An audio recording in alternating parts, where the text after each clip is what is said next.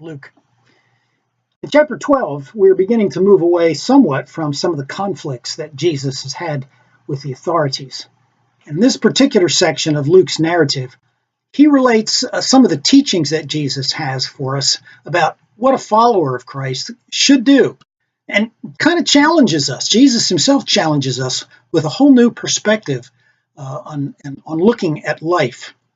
I think his teachings here, if we take them seriously, really are transformative.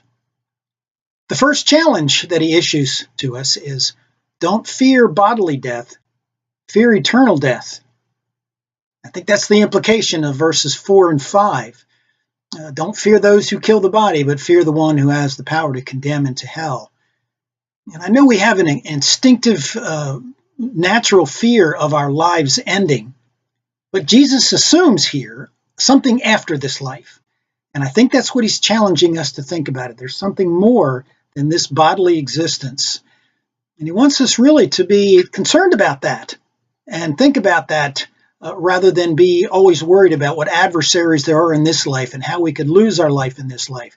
There's something more powerful than the adversaries in this life. And I think Jesus does tell us in verses 8 through 12 that if you'll acknowledge him, things will be okay. So think about that. Don't fear bodily death, fear eternal death. Challenge number 2 comes when he begins to talk about possessions. Jesus says it this way: life does not consist in the abundance of possessions.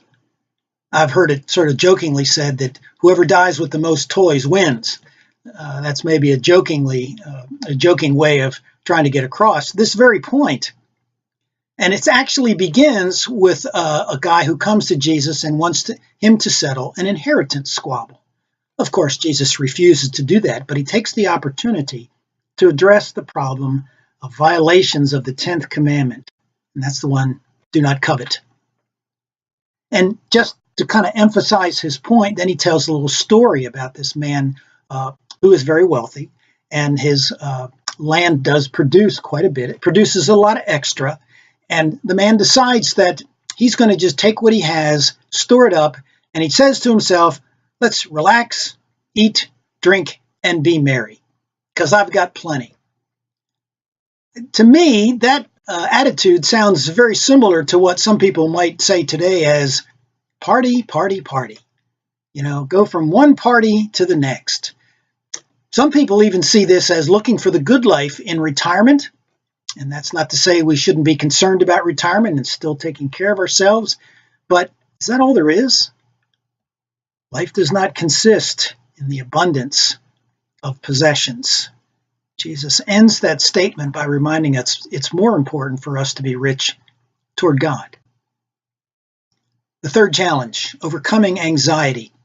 Here's how Jesus states it here in verse 23. Life is more than food and the body more than clothing. Sounds a little bit cryptic, but when you begin to read exactly what he says, he talks about people who spend all their time, all their energy, all their anxiety worried about what they're going to eat and what they're going to wear. Jesus reminds his disciples, says, look, God he takes care of the birds and the flowers of the field. Don't you think he's going to take care of you as well? Yet we're all concerned, are we not, to kind of obsess over food and clothing. And those are good things. Those are important things to have, but it's when we obsess over them. It's when we spend all of our waking moments and all of our lives worrying and being anxious about having all of those things. Jesus assures his disciples that if you seek the kingdom, you will indeed have those things. So that's the priority. Life is more than food, and the body is more than clothing. 3 whole new perspectives on life and on what's important. I hope you'll think about that, and I hope that you'll enjoy the conversation you have this week with others. Thank you.